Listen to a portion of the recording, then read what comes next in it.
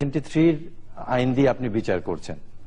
এখন আমাদের কনস্টিটিউশনে 47 এবং 47 ক কে আপনি ব্যবহার করছেন, করে বলছেন না পেছনের দিকে রেট্রোস্পেক্টিভ যাওয়া যায়, করে তাদেরকে বিচার করছেন। তো এটা যদি করে আপনি সর্বোচ্চ বিচার করতে পারেন, তাহলে বিডিআর এর হত্যা হয়েছে 25শে ফেব্রুয়ারি, সেই সময় কোনো আইন নাই, এই জন্য 600 টাকা জরিমানা আর 3 বছরের জেল দিয়ে সবাইকে মাফ করে দিলেন বিদ্রোহের মামলাগুলা। সেখানে আপনি গণহত্যা করে 47 কে অ্যামেন্ডমেন্ট করে 47 কে ব্যবহার করে আইসিটির মতো কেন করতে পারলেন না গণহত্যা, কাদের মোল্লা সাইদির মতো? এবং সেটি তো আসলে গণহত্যার সংজ্ঞার মধ্যেই পড়ে। ডেফিনেটলি আপনার 48 সনের গণহত্যার 2B-তে তো একান্তই বলা হচ্ছে যদি হত্যাও না করেন, আপনি যদি একটা বিশেষ গোষ্ঠীকে যদি মানসিক কিংবা শারীরিকভাবে আঘাতও করেন, সেটাও জেনোসাইড, গণহত্যা হবে।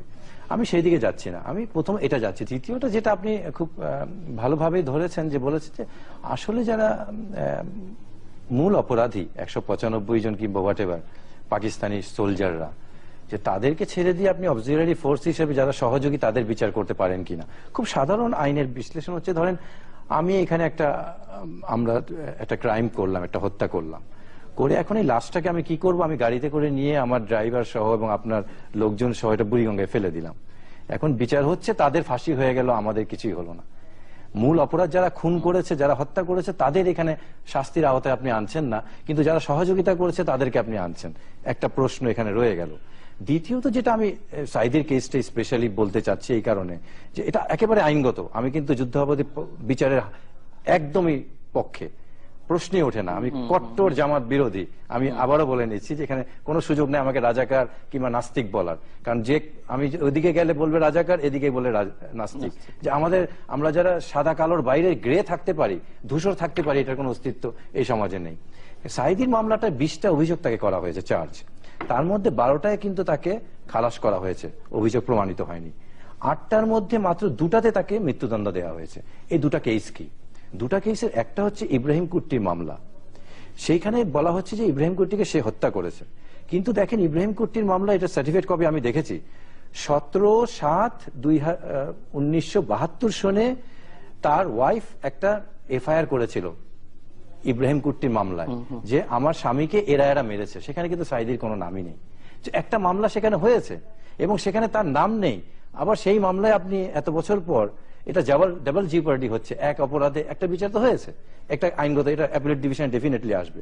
দ্বিতীয়ত সাইদের যে বিষয়টা হচ্ছে যে সে এই যে বালি একজনকে হত্যা করেছে, তার ভাই সুখরঞ্জন বালি, আমরা টিভিতে দেখেছি, সে বলছে যে আমার ভাইয়ের হত্যার সাথে এরা কোনোদিন জড়িত নয়।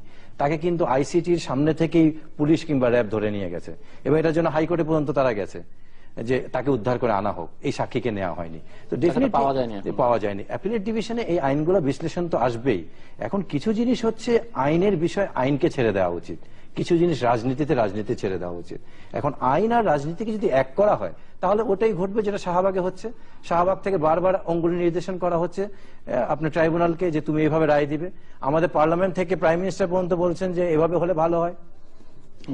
তারা হরতাল দিয়ে বলছে যে না, আমাদেরকে খালাস দিতে হবে।